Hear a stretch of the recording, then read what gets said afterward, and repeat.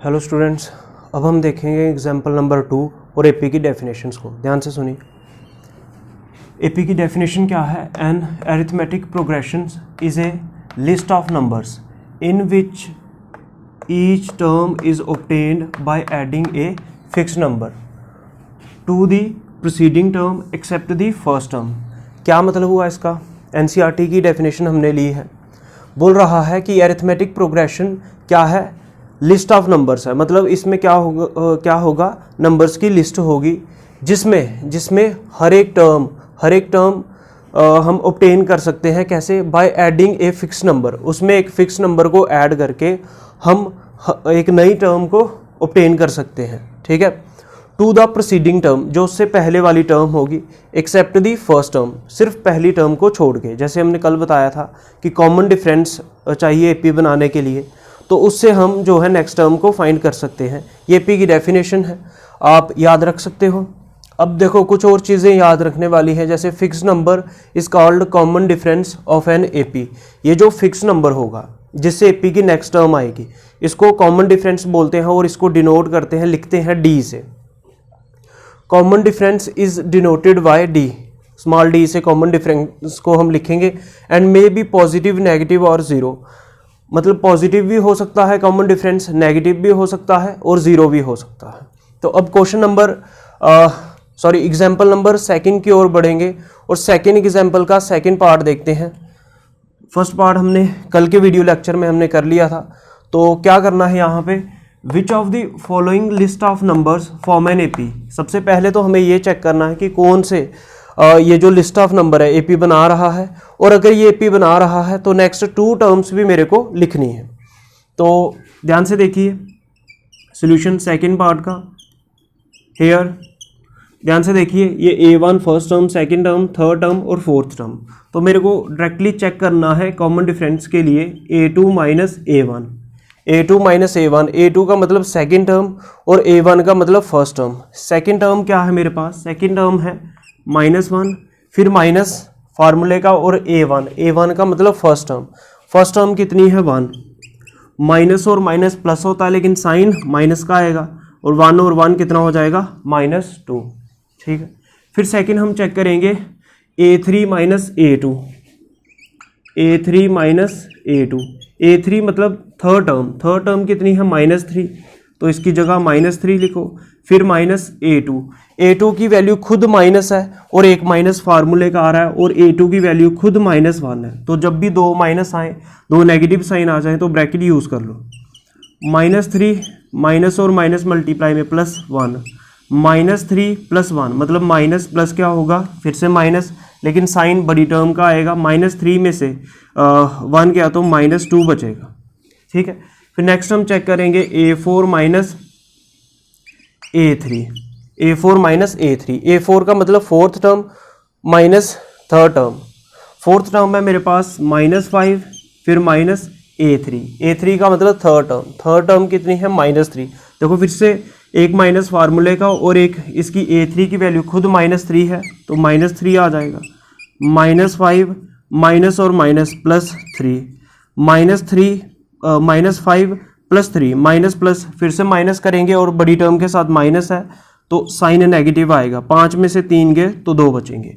अगर हम आप ध्यान से देखो यहाँ पे कोई भी दो टर्म्स हमने उठाई, ये दो भी चेक की, ये दो भी चेक की, ये दो भी चेक की, दो सक्सेसिव टर्म्स के बीच में जो इनका डिफरेंस आ रहा है वो कांस्टेंट आ रहा है, मतलब सेम आ रहा है। जैसे -2, तो ये एपी होगी। ठीक है, एपी होगी।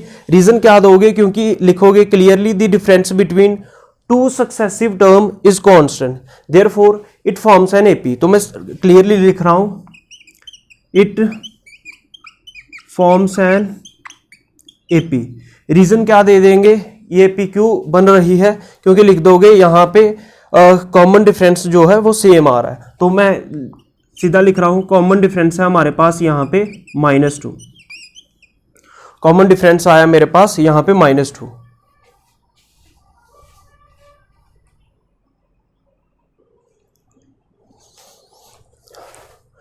अब हम नेक्स्ट इसकी एपी, ये 4 टर्म्स इसने दी थी और इसने क्वेश्चन में बोला था अगर तो ये AP बन गई तो हमें नेक्स्ट 2 टर्म्स भी इसकी फाइंड करनी है। तो अब मैं नेक्स्ट टर्म फाइंड करूँगा, मतलब A4 तक इसने दी है, नेक्स्ट टर्म होगी A5। लास्ट लेक्चर में मैंने बताया था अगर A5 निकालनी है, मतलब 5th टर्म निकालनी है, तो इसका फार्मूला होगा A + 4D। A का मतलब फर्स्ट टर्म यहाँ पे है 1 + 4 × D। D का मतलब था कॉमन डिफरेंस और D की वैल्यू आई थी हमारी -2, तो D की जगह हम लिख देंगे -2। A1 प्लस माइनस मल्टीप्लाई में प्लस माइनस, मल्टीप्लाई में माइनस होगा, और 4 2 8, 1 - 8 कितना होगा -7, क्योंकि प्लस माइनस माइनस और बड़ी टर्म के साथ नेगेटिव साइन है इसलिए नेगेटिव साइन आएगा, और 8 में से 1 गए तो 7। नेक्स्ट टर्म होगी A6, इसका फार्मूला होगा A + 5D।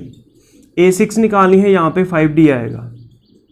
A का मतलब फर्स्ट टर्म कितनी है 1 + 5D। D का मतलब कॉमन डिफरेंस कितना है -2, 1 प्लस माइनस, पहले साइन चेंज कर लो, प्लस माइनस क्या होगा -5 2 10, 1 - 10 प्लस माइनस फिर से माइनस, मतलब सब्ट्रैक्ट करना, 10 में से 1 गया तो 9, और बड़ी टर्म के साथ माइनस है तो माइनस का 9 आएगा। ठीक है, इस तरह से सेकंड पार्ट को करेंगे।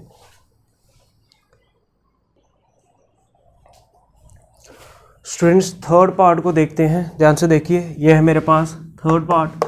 यहाँ पे फर्स्ट टर्म है -2, सेकंड टर्म ये है, थर्ड फोर्थ फिफ्थ ऐसे टर्म्स दी हैं एंड सो ऑन, मतलब आगे चल रही है AP। तो सोल्यूशन थर्ड पार्ट का, तो मेरे को वही कॉमन डिफरेंस ही चेक करना है, A2 - A1। A2 का मतलब सेकंड टर्म कितनी है 2, फिर -A1 का मतलब फर्स्ट टर्म कितनी है -2, ये माइनस फार्मूला का, और A1 खुद -2 है। तो जब भी 2 माइनस आए हम बोल रहे हैं ब्रैकेट यूज़ कर लो, माइनस और माइनस प्लस, तो 2 + 2 कितना हो जाएगा 4, मतलब A2 - A1 जो है, दो सक्सेसिव टर्म्स के बीच का जो कॉमन डिफरेंस है या वो 4 आ रहा है। ऐसे ही A3 - A2 चेक करो, A3 - A2 चेक करो। A3 का मतलब थर्ड टर्म कितनी है -2, फिर माइनस फार्मूला का -A2 मतलब सेकंड टर्म खुद कितनी है सेकंड टर्म है 2, माइनस और माइनस प्लस, लेकिन साइन माइनस का, 2 + 2 कितना हो जाएगा 4। ध्यान से देखिए, यहाँ पे दो सक्सेसिव टर्म्स हमने ली, यहाँ पे इनका कॉमन डिफरेंस मतलब सेम नहीं आ रहा, यहाँ पे 4 आ रहा है, यहाँ पे -4 आ रहा है, यहाँ पे AP नहीं बनेगी। रीज़न क्या दोगे? रीज़न दोगे as A2 - A1 not equals to A3 - A2।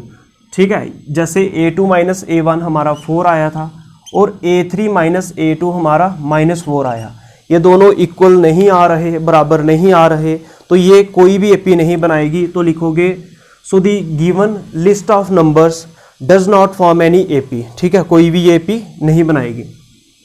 ठीक है, तो not form an AP, reason यही दे दोगे। ठीक है, तो ये थर्ड पार्ट था।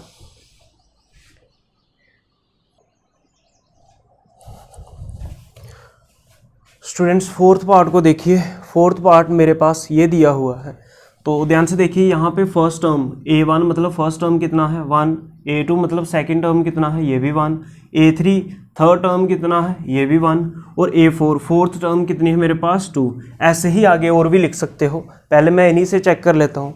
मैं जब कॉमन डिफरेंस हम निकालेंगे A2 - A1, सेकेंड नंबर से फर्स्ट को माइनस करो। A2 कितना है 1 - A1 मतलब फर्स्ट टर्म, ये भी 1 था, 1 - 1 0 आया, ठीक चल रहा है।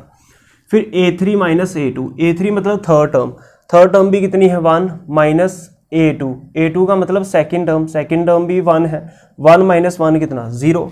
यहाँ तक तो कॉमन डिफरेंस ठीक चल रहा है, सेम आ रहा है, लेकिन मेरे को अगर कॉमन डिफरेंस सेम आ रहा है तो आपको आगे भी चेक करना है। अगर कॉमन डिफरेंस पहले 2 आया 0 आया, यहाँ पे 1 आता, तो हम यहाँ पे क्लियरली लिखते कि ये AP नहीं बना रही है, क्योंकि कॉमन डिफरेंस सेम नहीं आ रहा। यहाँ पे सेम आ रहा है, इसलिए मेरे को थर्ड स्टेप में भी कॉमन डिफरेंस को चेक करना पड़ेगा। तो नेक्स्ट मैं चेक कर रहा हूँ A4 माइनस A3, A4 का मतलब फोर्थ टर्म है 2 माइनस थर्ड टर्म कितना है 1, 2 माइनस 1 कितना होता है 1। तो ध्यान से देखिए यहाँ पे 0 लेकिन यहाँ पे 1 आ गया, तो मैं क्या लिखूंगा, ठीक है, तो क्या लिखेंगे हम एज, मतलब क्या हुआ A2 माइनस A1 कितना आया 0, और A3 माइनस A2 कितना है 0, ये दोनों इक्वल्स हैं तो इसलिए इक्वल्स टू का साइन डाला।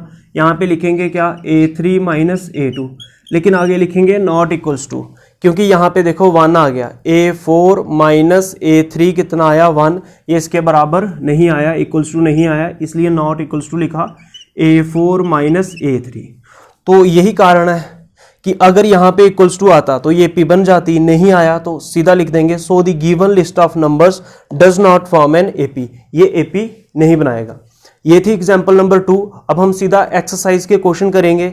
अगर इनमें से किसी भी क्वेश्चन में किसी भी पार्ट में कोई डाउट है तो वो एक्सरसाइज में सॉल्व हो जाएगा, नहीं तो आप कमेंट करके भी मेरे को बता सकते हो।